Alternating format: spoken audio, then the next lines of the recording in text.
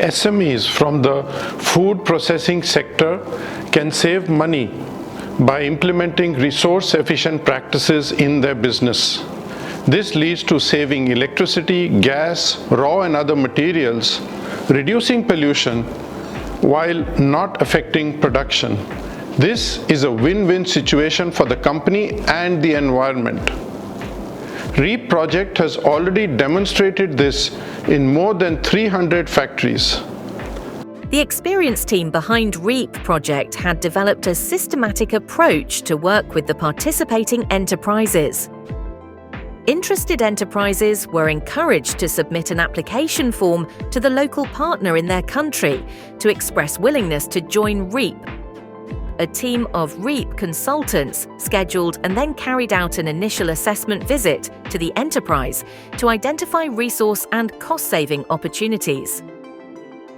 After the visit, the team developed solutions and prepared an initial assessment report, IAR, which was discussed with the enterprise, and opportunities for implementation were shortlisted jointly. Based on the shortlisted options, a detailed implementation list to support the implementation was prepared and submitted to the enterprise. Subsequently, the REAP consultant team visited the enterprises regularly to provide support during implementation. Once several resource-saving implementations were done, the achieved results were documented in a progress monitoring report. During the initial assessment, REAP consultants discussed with the enterprise to obtain a clear and deep understanding of the actual process and practices. The consultants make detailed observations, collect data from the enterprise, also carry out some measurements on specific machinery or utilities using specialized measurement instruments. This helps to prepare appropriate opportunity list to present to the enterprises. International technical experts have also trained the REAP consultants in Uzbekistan and Tajikistan during assessment visits, in addition to classroom training sessions, to carry out this approach on their own.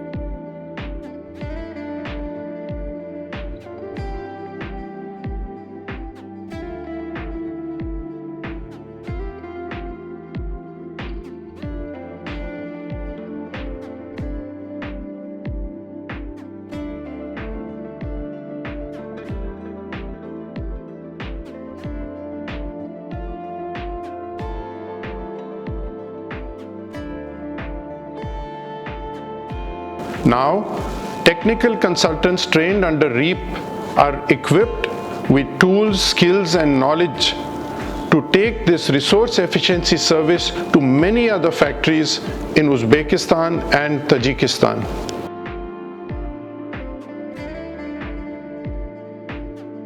So under the project, we are having a clean tech finance workshops. So mainly 3 types of workshops. One is to train our technical consultants. Basically, we have trained our technical consultants to provide the like a connection between industries and also with the financial institutions. And the second one is the training of MSMEs who we are working with. So basically, our MSMEs are also very new to this kind of a clean tech finance term. So we are training them on clean tech finance terminologies, what are the available options for them to go for resource efficient kind of investment. سال 2021 ما با برنامه ریپ فعالیت کرده استودیم. یعنی ما با کمک استاد گلوس رحمتشویف بسیار چیزها رو در این مدت از خود نمودیم. بخصوص استاد بابت چهل از ذخیره ها استفاده نمودند. دوم چطور بیزنس پلان ها رو تشکیل نمودند و سوما چهل راه یافتن به گرانت ها رو با ما آموختند و ما اطمینان داریم که بعد از این همکاری رو با استاد و دیگر تشکیلات ها همکاری رو خوب به راه میمانیم و نتیجه های خوب رو از کار و فعالیتمون انتظار هستیم.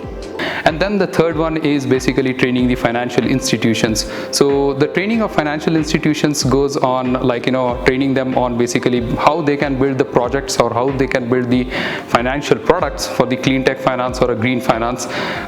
I would say in general, the clean tech finance terminology is very new to Central Asia, and we are actually quite successful in terms of training already some 30 financial institutions, out of which which 4 of them have got a one-to-one workshop with us, and they are very excited to go for the upcoming financial kind of credit lines as well. Я участвую второй раз в таком семинаре. Хотела, чтобы была и третья, и четвертая часть, потому что такие семинары помогают именно финансово развиваться нам как специалистам. Я сегодня узнала многое о зеленом финансировании и, в частности, подготовление проектов для получения грантов от международных организаций. Policy activities. As part of the project, national policy roundtables were held, engaging over 50 policymakers to develop policy solution prototypes. In total, 7 policy solutions were created to strengthen the adoption of resource-efficient products in Tajik and Uzbek industries. These prototypes were also shared during meetings with national authorities in both countries to raise awareness across various ministries. Additionally, a regional policy roundtable identified solutions for regional cooperation in implementing sustainable consumption and production practices in industries across the region. Stakeholder roundtables. The project team conducted 2 stakeholder workshops in each project country. The first, held in the project's initial year, focused on mobilizing stakeholders and industries for project implementation. In the final phase, another round of workshops was organized to share successful case studies and resource-saving tips, aiming to replicate the project's impact across various sectors. These events helped spread knowledge and foster broader adoption of sustainable practices throughout the industries.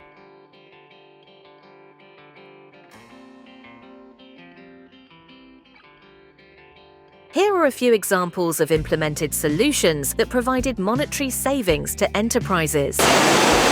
Здесь мы можем видеть частотные преобразователи. Изначально их не было. Они были установлены по нашей консультации. Это сильно сэкономило заводу средства. Также она предотвращает, есть изменения гидроудара. Вы можете видеть, раньше на производстве использовался иностранный смазыватель, шампунь, можно сказать. Мы посоветовали использовать местное сырье. У нас есть местные предприятия, мы дали контакты, то есть получается уже 7-й месяц предприятие экономит на смазке. Вот только что технолог отметил очень хорошее качество и большой сэкономленный ресурс. При первичном осмотре было обнаружено, что многие емкости не изолированы, хотя они служат именно для теплоснабжения, и было предложено изолировать эти емкости. После изоляции расход топлива уменьшился. Также можно увидеть, что данная емкость тоже была изолирована, из-за чего получилось сэкономить большое количество энергоносителей. Внедрили мы по участку водоподготовки, насосная группа, мы установили частотные преобразователи, чем решили вопрос это по гидроударам, по работоспособности оборудования. Ну и в то же время экономия по электроэнергии за счет плавного пуска электродвигателей. По котельной мы заизолировали все емкости, то есть здесь мы выиграли что? Что у нас идет меньшая теплопотеря по воде. Здесь мы экономим газ, здесь мы экономим электроэнергию за счет того, что котел работает меньше, чем, допустим, при других режимах. По насосной части мы сэкономили электроэнергии, мы подсчитывали, в год мы где-то экономим порядка 25-30 миллионов. По котельной, конечно, экономия может быть не такая большая, экономия может там порядка где-то 5 миллионов, но здесь самое важное то, что идет меньшее количество газа мы сжигаем, ну и оборудование тоже работает в более таком щадящем режиме. Первая имплементация, которая была сделана со стороны этой компании, это перенос места охлаждающего радиатора. Она изначально была установлена с другой стороны, потом после нашего визита, после нашей рекомендации, она была установлена в этом месте, чтобы эффективность работы охлаждающего радиатора была повышена. И, соответственно, энергопотребление снижено. Другая имплементация, которая была проведена со стороны данной компании, это теплоизоляция данной двери. Эта дверь была не изолирована, что сказывалось на большее потребление горюче-смазочного материала для того, чтобы отопить данное помещение. И после проведения изоляции, после нашего визита и рекомендаций, данная дверь была теплоизолирована, что повлияло на расход с горюче-смазочных материалов, чтобы отопить данную ферму. Еще одна имплементация, которая немаловажна и которая была проведена со стороны компании, это замена окон. До сотрудничества с проектом эти окна были вбиты полиэтиленовой пленкой, что сказывалось на энергоэффективность отопительных систем. Поэтому была дана рекомендация, чтобы данные окна были поменены на пластиковые теплоизоляционные окна. И вот эти все 5 окон были изменены, установлены пластиковые стеклопакеты. So here 38,000 chickens is put in the incubator in 21 days. So they're gonna be hatched in 21 days, 38,000 chickens from these boilers. So around 150,000 total chickens in 21 days. So you can see the incubators from here. So we have also informed the workers just to switch off the lights in the daytime, just to save some electricity. Here they may need them, but sometimes in other areas of this company they switch on the lights even in the daytime. So we have informed the workers about this so they can switch off it in the daytime. Here, as you can see, the steel part is insulated. This part and this part are insulated. Also, this part which is going to the boiler room is also insulated, as you can see from here. Before there was a pipe which blew the waste, and there was inside the bag all of the waste were accumulated.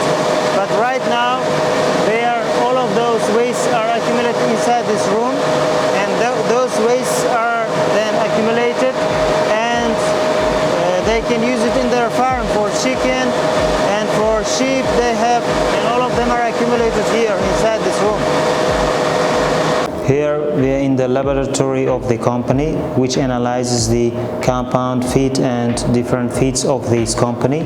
From here, this laboratory also works with solar panels and gets energy from solar panels. And as you can see, this compound feed is compared with Hungarian laboratory compound feeds, and they compare their own feeds with these kind of feeds and make their own analysis and assessments and make adjustments to their own companies as well. Here, as you can see, on top of the refrigerators we have put foam insulation.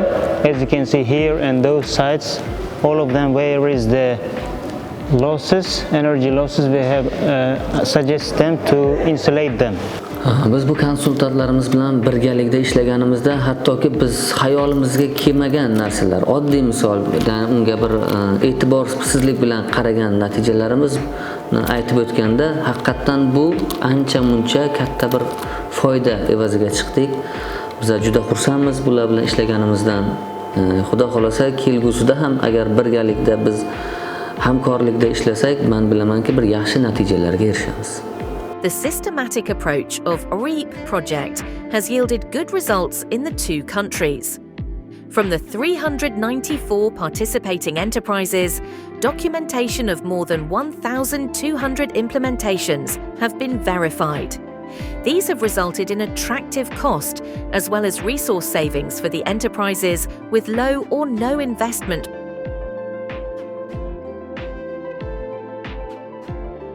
At the end of the REAP project, we have to ask what difference does REAP project make here in these countries?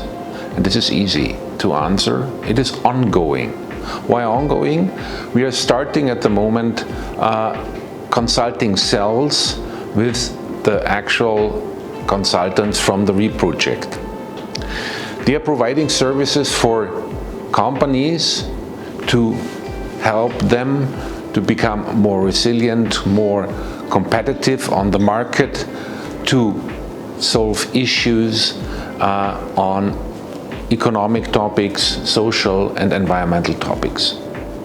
For this, we are looking for networks to develop new projects, to provide access to companies who are interested in such kind of services.